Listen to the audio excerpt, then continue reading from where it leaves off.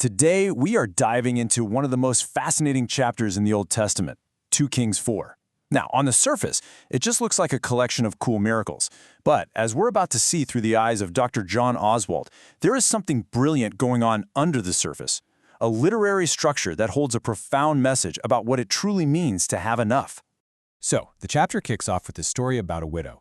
Her debt is so bad that her sons are about to be taken as slaves. The prophet Elisha steps in, performs a miracle with a single jar of oil, and she's saved. But then, the chapter seems to jump to a totally different story before coming back to more miracles of provision. And you have to ask, right? Why are these stories ordered this way? It feels almost random. But here's the thing, it's not random at all. And here it is. This is our first major clue. You see, the person who wrote this book is creating a very deliberate parallel. If you look back at Elisha's mentor, the prophet Elijah, what do you see? The exact same pattern. A miracle providing for a widow, immediately followed by the story of raising a widow's son from the dead.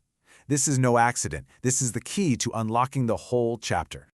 So what's the big idea here?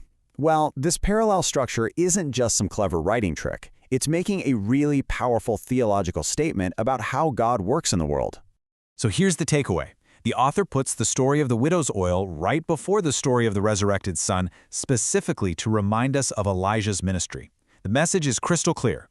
The same God with the same power that worked through Elijah is now working through Elisha. It's not two separate shows. It's one continuous ministry, one single, unfolding story of God's activity. All right, so now that we've kind of cracked the code on the structure, let's look at the actual miracles of provision that are packed into this chapter. Each one tackles a different and very serious kind of life-threatening problem. You've got three huge problems here. First, crushing debt that leads to slavery. Second, a pot of stew that's been accidentally poisoned. And third, a huge crowd of hungry people. I mean, we're talking about financial ruin, death, and starvation. The stakes really couldn't be any higher. And this tells us so much about who God looks out for. As Dr. Oswalt points out, the Bible shows us again and again that God has this special concern for the people society tends to forget about, the widows, the orphans, the helpless.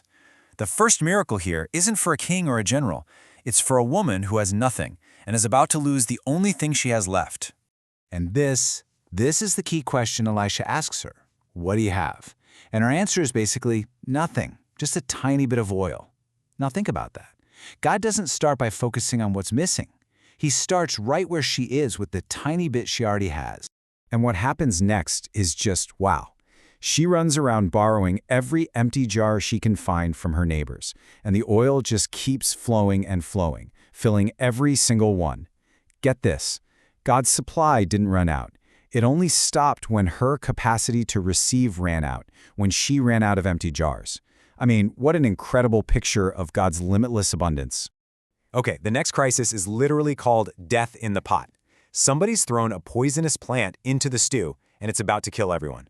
But Elisha takes something incredibly simple, just a handful of flour, and tosses it in. And just like that, the poison is gone.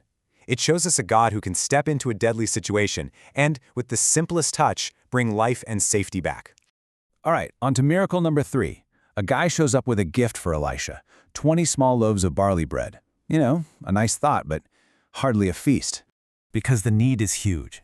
There are 100 men who need to be fed. Elisha says, give it to them to eat. But his servant's like, are you kidding me? There's no way. The math just doesn't add up. But Elisha insists, trusting in God's promise. And guess what? That's exactly what happens. Everybody eats until they're full, and there are even leftovers. Sound familiar? It's this incredible preview of Jesus feeding the thousands, showing that God's provision isn't just enough, it's always more than enough. It's overflowing. So these are great stories, right? But they're way more than that. They're actually a direct shot in a huge spiritual war that was happening at the time. You have to remember, there's a famine going on. All the people would have been praying to Baal, the local god of rain and crops, to help them. But nothing. Baal is silent. He can't deliver. And right into that silence, Yahweh, the God of Israel, shows up and multiplies oil, purifies food, and multiplies bread. The point couldn't be clearer. Their God is useless. The God of Israel is the one who truly provides and cares for his people. Throughout this whole saga, Elijah and Elisha keep getting called the man of God. And that's more than just a title, you know? It means this is a person who belongs so completely to God that God can actually work through them to get his good work done in the world. So, what does all this ancient history have to do with us, today? Well, it all comes back to that one simple question Elisha asked the widow. What do you have? Seriously, it is so easy for us to get stuck on what we don't have. Not enough time, not enough money, not enough talent. But this story just flips that on its head and asks us to look at what we do have, no matter how small or insignificant it seems. And that leads right into the real kicker. Are you going to let God use it? Are you willing to offer up that small thing and just see what He can do with it? Because the promise of this whole chapter is that God can take our little bit of oil and create an abundance we could never, ever imagine on our own. But this brings us to one last really important point. What does this abundance actually look like? Because there's a ton of confusion about this, and Dr. Oswalt's clarification here is, well, it's crucial. You've probably heard this idea before, right? This notion that if you're really serving God, you're going to be rich, you're going to be healthy. And if you're not, well, then there must be something wrong with your faith. Well, in Dr. Oswalt's view, that whole line of thinking is, to put it bluntly, hogwash. It completely misses the bigger picture of what the Bible is trying to tell us. Okay, so here's the key distinction he points out. In the Old Testament, yeah, blessing often shows up in physical, material ways. More crops, more animals, good health. But that's all a signpost, pointing to something deeper. When you get to the New Testament, you see the real deal. God's main concern is our spiritual abundance, a richness of joy and peace and hope that has absolutely nothing to do with our bank account or our medical chart. And that really gets to the heart of everything. True abundance isn't about having everything you could ever want. It's an attitude. It's this deep, quiet trust that says, "The Lord is my shepherd, I shall not be in want." It's the freedom that comes from knowing that whatever you have, in His hands, is always more than enough.